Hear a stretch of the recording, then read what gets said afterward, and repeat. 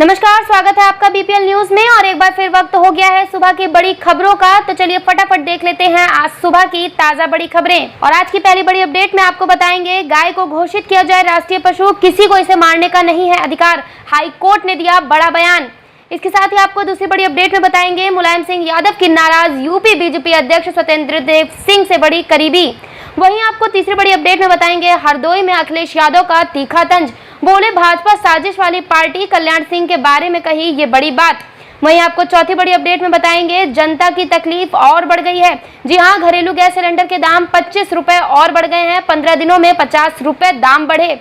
वहीं आपको पांचवी बड़ी अपडेट में बताएंगे, यूपी चुनाव मिशन 2022 में सपा ने शुरू किया बूथ स्तर पर काम।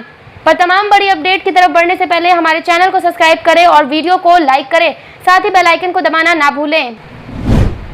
हाईकोर्ट का बड़ा बयान, कहा गाय को घोषित किया जाए राष्ट्रीय पशु, किसी को भी इसे मारने का अधिकार नहीं। गाय को राष्ट्रीय पशु घोषित करने को लेकर इलाहाबाद हाईकोर्ट ने बड़ी टिप्पणी की है। साथ ही हाईकोर्ट ने केंद्र को सुझाव भी दिया है कि गाय को राष्ट्रीय पशु घोषित किया जाना चाहिए। गौ हत्या के आरोपी जावेद की जमानत याचिका रद्द करते हुए हाईकोर्ट ने कहा कि गाय को राष्ट्रीय पशु घोषित किया जाना चाहिए और गौ रक्षा को हिंदुओं का मौलिक अधिकार किया जाना चाहिए। हाईकोर्ट ने बुधवार को टिप्पणी करते हुए कहा कि गाय को सिर्फ धार्मिक नजरिए से नहीं देखना चाहिए, देशवासी गाय का सम्मान करें और उसकी रक्षा भी करें। मुलायम सिंह यादव की नाराज यूपी बीजेपी अध्यक्ष स्वतंत्र देव सिंह से बड़ी करीबी। यूपी बीजेपी चीफ अध्यक्ष स्वतंत्र देव सिंह ने मुलायम सिंह यादव से उनके आवास पर मिलने के बाद ट्विटर पर उनके साथ एक तस्वीर साझा की। वहीं सपा के digital media coordinate Manish Jagan Agarwal ने दावा किया है कि नेताजी ने स्वतंत्र देव सिंह को समाजवादी पार्टी में शामिल होने की पेशकश की है। आपको बता दें, मुलायम सिंह यादव की उत्तर प्रदेश बीजेपी अध्यक्ष स्वतंत्र देव सिंह से मुलाकात के बाद समाजवादी पार्टी ने राजनीतिक पंडितों ने अटकलें लगाना शुरू कर दी हैं। समाजवादी पार्टी ने दावा किया है कि मुलायम सिंह यादव ने देव के साथ हुई बैठक के दौरान सपा में शामिल होने के लिए आमंत्रित किया है उन्हें। साथ ही सपा बीजेपी में दलितों और पिछड़ों की अपेक्षा से काफी नाराज है।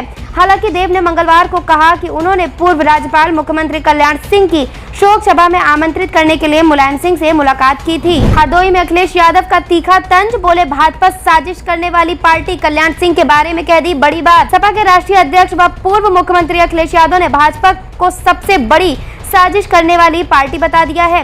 उन्होंने कहा कि भाजपा से ज्यादा कोई झूठ नहीं बोल सकता। भाजपा के लोग जाति धर्म को आपस में लड़ाने की राजनीति करते हैं, इसलिए अब जनता बदलाव का मन बना चुकी है और प्रदेश में स्पष्ट बहुमत से सपा की सरकार बनेगी।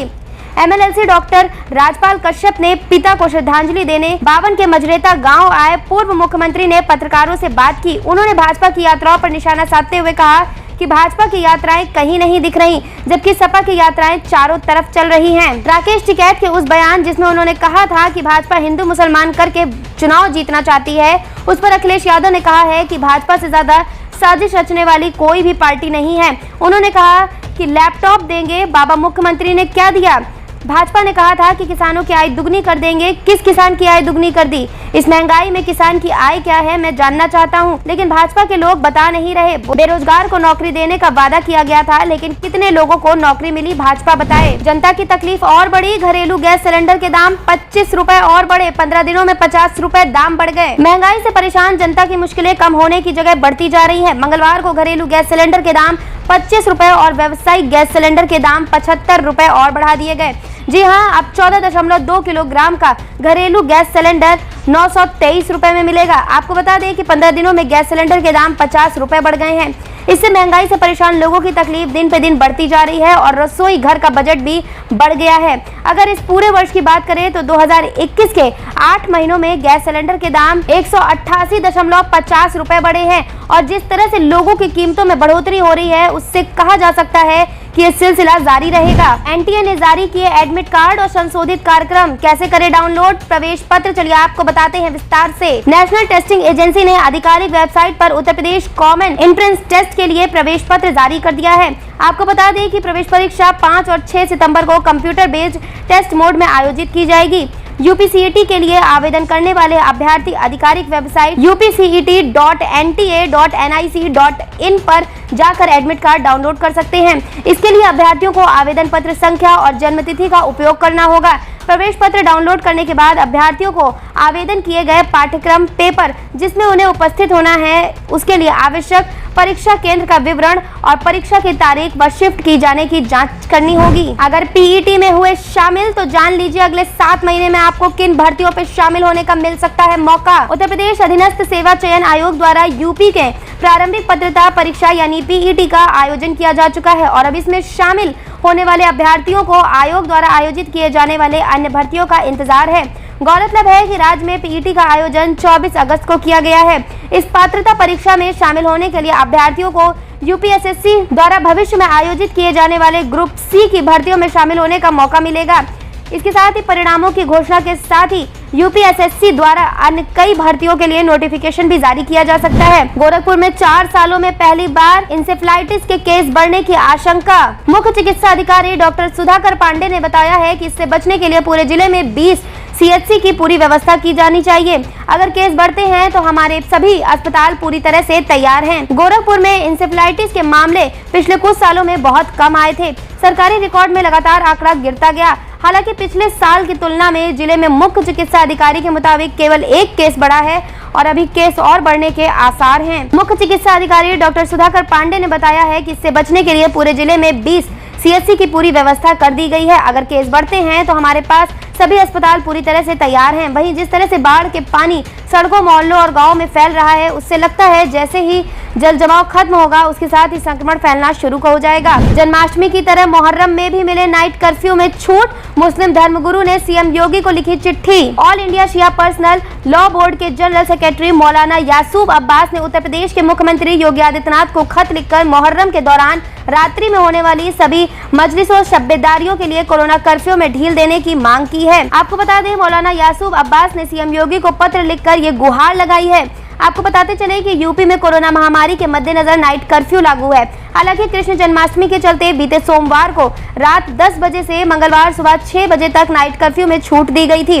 कृष्ण जन्माष्टमी पर होने वाले सभी कार्यक्रमों में कोरोना गाइडलाइन का पालन करने को कहा गया था। योगी सरकार के इस फैसले के बाद मुस्लिम धर्मगुरु ने मुहर्रम के मद्देनजर सूबे की सरकार से नाइट कर्फ्यू में ढील देने की मांग की है। उधर यानी आज 1 सितंबर से पूरे यूपी में कोरोना महामारी की वजह से बंद मदरसों को खोला जा रहा है। सरकार पहले रोजी रोटी की व्यवस्था करे। मथुरा में शराब मांस की बिक्री बंद करने पर बोले व्यापारी। मीट कारोबारी आरिफ मुल्ला ने बताया, देखिए यहाँ पर कम से कम 10,000 लोग इस कारोबार से जुड़े रहेंगे। अब उनके सामने बहुत बड़ा संकट खड़ा हो गया है। अब तक एक व्यक्ति रोजाना 1 से 2,000 रुपए कमा लेता था, पर अब ये लोग कहां जाएंगे। मथुरा में शराब और मांस की बिक्री नहीं होगी। मुख्यमंत्री योगी आदित्यनाथ ने सोमवार को इसकी घोषणा की है। हालांकि उनकी इस घोषणा के बाद से मांस व मदिरा के व्यवसाय में लगे कारोबारियों में हड़कंप मच गया है। आज तक मथुरा के दरेसी स्थित मीट कारोबार से जुड़े लोगों से जब बातचीत की गई तो उनका कहना है कि मुख्यमंत्री की इस घोषणा से हम लोगों के सामने अब रोजी रोटी का संकट खड़ा हो जाएगा। मुख्यमंत्री की ऐसी घोषणा करने से पहले एक बार हम लोगों के लिए रोजी रोटी के बारे में जरूर सोचना चाहिए था। मथुरा में मुस्लिम बहुल इलाके में बड़ी आबादी एवं परिवार इस कारोबार से जुड़े हुए हैं, जिसके कारण उनके सामने आर्थिक संकट खड़ा हो गया है। यति नरसिम्हा नंद के खिलाफ 3 मुकदमे दर्ज। महिलाओं के लिए अभद्र भाषा बोलने का लगा था आरोप। वायरल वीडियो को लेकर नरसिम्हा नंद सरस्वती ने कहा है कि मैं इससे शर्मिंदा हूँ, आहत हूँ। इस वीडियो के कारण जिन्हें भी ठेस पहुंची हो उनसे मैं माफी मांगना चाहता हूँ। यूपी के गाजियाबाद में डासना स्थित शिव शक्ति धाम के पुजारी यति नरसिम्हा नंद मुश्किल में घिरते नजर आ रहे हैं। नरसिम्हा नंद का एक वीडियो वायरल हो रहा है जिसमें वो महिलाओं को लेकर अभद्र भाषा का इस्तेमाल करते सुनाई दे रहे हैं। वीडियो को लेकर डासना मंदिर के महंत यति नरसिम्हा नंद सरस्वती के खिलाफ दिल्ली से सटे यूपी के गाजियाबाद में 3 मुकदमे दर्ज हो गए हैं। मुकदमे दर्ज होने और बयान पर विवाद बढ़ता देखकर महंत ने अब सफाई दी है। यति नरसिम्हा नंद सरस्वती ने गाजियाबाद सदर के सीईओ को पत्र लिखकर वीडियो से छेड़छाड़ का आरोप लगाया। उन्होंने कहा है कि किसी ने साजिश के तहत छेड़छाड़ कर इसे सार्वजनिक कर दिया। महंत यति नरसिम्हा नंद ने अपनी सफाई में कहा कि व्यक्तिगत वार्ता का वीडियो किसी ने रिकॉर्ड कर साजिश के तहत छेड़छाड़ कर सार्वजनिक किया है। छेड़छाड़ के कारण मेरी बातों का गलत अर्थ निकाला जा रहा है, मेरे इस अर्थ का अनर्थ कर दिया गया है। ये वीडियो करीब 7 से 8 महीने पहले का है। घोसी सांसद रेप केस में पीड़िता के आत्मदाह मामले में पूरी जांच, कई पुलिस अफसरों से की गई पूछताछ। यूपी सरकार ने इस मामले के लिए जांच के लिए एक टीम बनाई थी। जिसने अपनी रिपोर्ट शासन को सौंप दी है। आपको बता दें, इस जांच टीम में भर्ती बोर्ड की DGR के विश्वकर्मा द्वारा ADG मीरा रावत थी। दरअसल पूर्वी उत्तर प्रदेश के मऊ जिले के घोसी लोकसभा सीट से बहुजन समाज पार्टी के सांसद अतुल राय रेप के आरोप में जेल में हैं। अतुल राय पर रेप का आरोप लगाने वाली पीड़िता और उसके साथी ने पिछले दिनों सुप्रीम कोर्ट के समीप आत्मदाह कर लिया था। पीड़िता ने आत्मदाह करने से पहले आरोपी अतुल राय के साथ कई पुलिस कर्मियों पर भी गंभीर आरोप लगाए थे। यूपी सरकार ने इस मामले की जांच के लिए एक टीम बनाई थी, जिसने अपनी रिपोर्ट शासन को सौंप दी है। इस जांच टीम ने भर्ती बोर्ड के DG RJ विश्वकर्मा और ADG मीरा रावत थी। अतुल राय केस की पीड़िता और उसके साथी के आत्मदाह कर लेने के मामले में गठित इस जांच टीम ने अपनी रिपोर्ट अब शासन को सौंप दी है। भारत की अध्यक्षता वाले प्रस्ताव पर रूस ने क्यों दिया झटका? अफगानिस्तान से अमेरिका की वापसी के साथ ही भारत की अध्यक्षता में संयुक्त राष्ट्र सुरक्षा परिषद ने एक प्रस्ताव पारित कर दिया है। इस प्रस्ताव के अनुसार तालिबान को अफगानिस्तान मान्यता प्रदान कर दी गई है और इसमें मांग की गई है कि अफगानिस्तान का धरती का इस्तेमाल आतंकियों को पनाह देने या दूसरे देशों को धमकाने के लिए नहीं किया जाना चाहिए। इस प्रस्ताव को फ्रांस, ब्रिटेन और अमेरिका जैसे देशों ने प्रायोजित किया था और UNSC ने इसे स्वीकार कर लिया है। भारत समेत 13 देशों ने इस प्रस्ताव के पक्ष में वोट किया था। वहीं इस प्रस्ताव के खिलाफ किसी देश ने वोट नहीं दिया। हालांकि वीटो धारक सदस्य रूस और चीन ने इस प्रस्ताव से दूरी बनाए रखी। दोनों देश वोटिंग में गैर हाजिर रहे। मुजफ्फरनगर किसान महापंचायत के लिए जाटों की सभी खाप एकजुट, टिकैत दिखाएंगे ताकत। संयुक्त किसान मोर्चा मुजफ्फरनगर ने राजकीय इंटर कॉलेज के मैदान में 5 सितंबर को किसान महापंचायत करने जा रहे हैं, जिसकी जिम्मेदारी भारतीय किसान यूनियन को सौंप दी गई है। ये महापंचायत किसान आंदोलन का भविष्य तय करने वाली है। यही वजह है कि किसान संगठन के लोग गांव-गांव जाकर पंचायत कर लोगों से महापंचायत में आने की अपील कर रहे हैं। आपको बता दें, मुजफ्फरनगर के सिसौली कस्बे में बीजेपी विधायक उमेश मलिक के साथ हुई घटना के बाद से जाट समुदाय 2 गुटों में बंट गया है। गठवाला खाप के बाबा चौधरी राजेंद्र सिंह और भकायू के राष्ट्रीय अध्यक्ष व बलियान खाप के चौधरी नरेश टिकैत के बीच दूरियां बढ़ती दिखाई दे रही हैं, लेकिन 5 सितंबर को होने वाली किसान महापंचायत से पहले सुलह समझौता हो गया। माना जा रहा है किसान संगठन मुजफ्फरनगर की पंचायत से उत्तर प्रदेश, उत्तराखंड और पंजाब में होने वाले विधानसभा चुनाव में बीजेपी के खिलाफ 2-2 हाथ करने का ऐलान कर सकते हैं। यूपी में 5.5 लाख गरीबों का गृह प्रवेश, सीएम योगी ने सौंपी अपने घर की चाबी। उत्तर प्रदेश के 5.5 लाख गरीब लोगों को अपने घर का सपना बुधवार को पूरा हो गया है। प्रधानमंत्री आवास योजना और मुख्यमंत्री आवास योजना के इन लाभार्थियों के गृह प्रवेश कार्यक्रम में सीएम योगी आदित्यनाथ ने लाभार्थियों को घर की चाबी सौंपी। सीएम 5 कालिदास मार्ग स्थित अपने सरकारी आवास से इस कार्यक्रम से जुड़े। इन दोनों योजनाओं के तहत बनाए गए 5.51 लाख आवासों की कुल लागत करोड़ों रुपए में है। कार्यक्रम में सीएम योगी आदित्यनाथ ने वीडियो कॉन्फ्रेंसिंग के जरिए लाभार्थियों से संवाद भी किया। उन्होंने अपना घर बनाने पर लाभार्थियों को बधाई और शुभकामनाएं दी। लोनीवी मंत्री सतपाल महाराज के खिलाफ सड़कों पर उतरे आप कार्यकर्ता, आवास घेरने पहुंचे कार्यकर्ताओं की पुलिस ने तीखी नोकझोंक।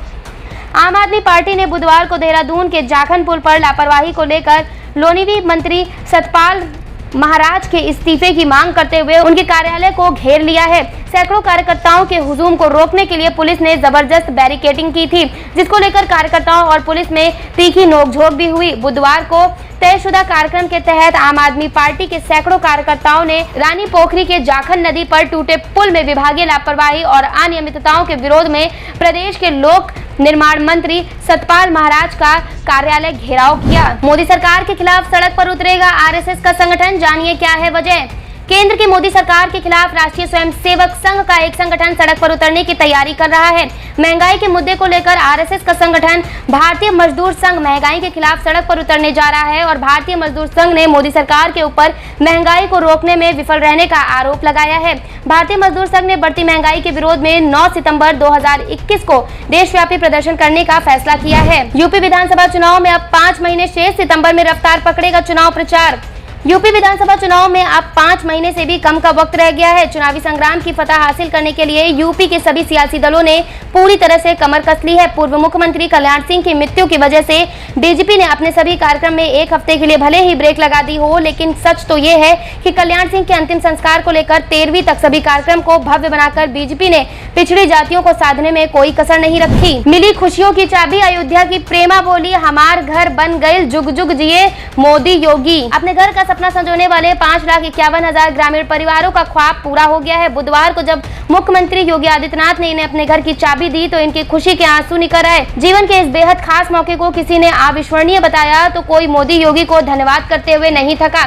मुख्यमंत्री आवास पर बुधवार को आयोजित कार्यक्रम में सीएम योगी ने प्रधानमंत्री आवास योजना और मुख्यमंत्री आवास योजना के तहत बने 5 लाख आवासों की चाबी संबंधित परिवार को सौंप दी है। अयोध्या, सोनभद्र, रायबरेली की 5 लाभार्थियों को सीएम ने प्रतीकात्मक चाबी दी, जबकि लाखों लोग वर्चुअल माध्यम से कार्यक्रम से जुड़े थे। वहीं आपको बता दें, गृह प्रवेश कर रहे कई लोगों को बधाई देते हुए सीएम योगी ने कहा कि 30 सालों में यूपी में 54 लाख लोगों को आवास की सुविधा मिली है, जबकि बीते 4 सालों में 41,73,000 से ज्यादा परिवारों के अपने घर का सपना पूरा हुआ है। पूर्वांचल व बुंदेलखंड एक्सप्रेसवे के किनारे होगा औद्योगिक कॉरिडोर का विकास। उत्तर प्रदेश के औद्योगिक विकास मंत्री सतीश महाना ने कहा है कि एक्सप्रेसवे के किनारे 10 किलोमीटर के दायरे में इंडस्ट्रियल कॉरिडोर बनेगा। इसके विकास के लिए यूपीडा को नोडल एजेंसी बनाया गया है। यूपीडा को और अधिक मजबूत बनाने के लिए यूपीसीडा से 3 विशेष नियुक्त किए जाएंगे। साथ ही भूमि अधिग्रहण काम में तेजी लाने के भी निर्देश दिए गए हैं। आपको बता दें, औद्योगिक विकास मंत्री बुधवार को विधान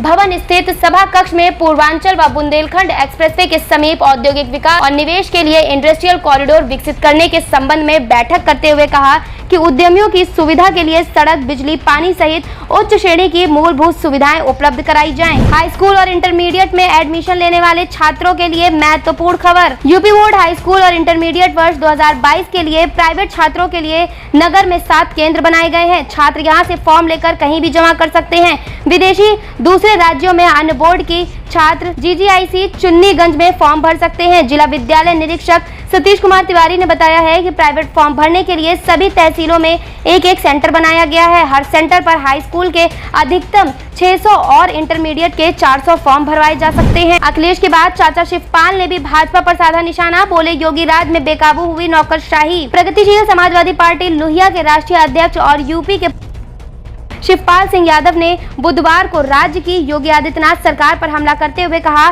कि इस सरकार ने शासनकाल में नौकरशाही बेकाबू हो चुकी है। इसके साथ ही यादव ने यहां संवाददाताओं से बातचीत में कहा कि प्रदेश की योगी सरकार हर मोर्चे पर पूरी तरह से विफल है। हत्या, डकैती, लूट और बलात्कार जैसी घटनाएं आम हो गई हैं। दरअसल बात तो ये है कि इस सरकार के शासनकाल में नौकरशाही पूरी तरह बेकाबू हो गई है और वो मनमाने तौर पर उतर आई है। यूपी चुनाव 2022 में सपा ने शुरू किया बूथ स्तर का काम, जाने क्या है तैयारी। भाजपा और बसपा के बीच समाजवादी पार्टी भी विधानसभा चुनाव में तैयारियों में जुट गई है। सपा के राष्ट्रीय महासचिव इंद्रजीत सरोज चुनावी तैयारियों की समीक्षा करने 11 सितंबर को प्रयागराज आ रहे हैं। पार्टी महासचिव 11 और 12 सितंबर को जिले में पार्टी की बूथ स्तर की समीक्षा करेंगे। तैयारी को लेकर पार्टी की जिला व महानगर इकाई दस्तावेज तैयार करने में जुट गई है। समीक्षा से पहले पार्टी के सभी फ्रंटल संगठनों में पदाधिकारी नियुक्त किए जा रहे हैं। फ्रंटल संगठनों को मतदाताओं से संपर्क का भी निर्देश दिया गया है। पीएम किसान सम्मान निधि योजना के 2 करोड़ से अधिक किसानों का पेमेंट राज्य सरकार ने रोका, जाने क्या है वजह। मोदी सरकार की महत्वाकांक्षी योजनाओं में एक पीएम किसान सम्मान निधि योजना के करीब 12.14 करोड़ किसान अब तक जुड़ चुके हैं। इसकी 9वीं किस्त मोदी सरकार दे चुकी है और अगस्त और नवंबर 2021 की 2,000 रुपए की किस्त 10 करोड़ से अधिक किसानों के खाते में पहुंच चुकी है। वहीं पीएम किसान पोर्टल पर 31 अगस्त तक दिए गए आंकड़ों से बात करें तो करीब 2 करोड़ से अधिक किसानों की किस्त भी अब लटक गई है, क्योंकि पीएम किसान पोर्टल पर 2 करोड़ से अधिक किसान का पेमेंट राज्य सरकार द्वारा रोक दिया गया है। वहीं करीब 31 लाख किसानों का आवेदन पीएफएमएस द्वारा पहले ही लेवल पर रिजेक्ट किया जा चुका है। आपको बता दें, सरकार अपात्र किसानों पर अपनी नकेल कस रही है। यही वजह है कि लिस्ट में ऐसे किसानों को हटाया जा रहा है।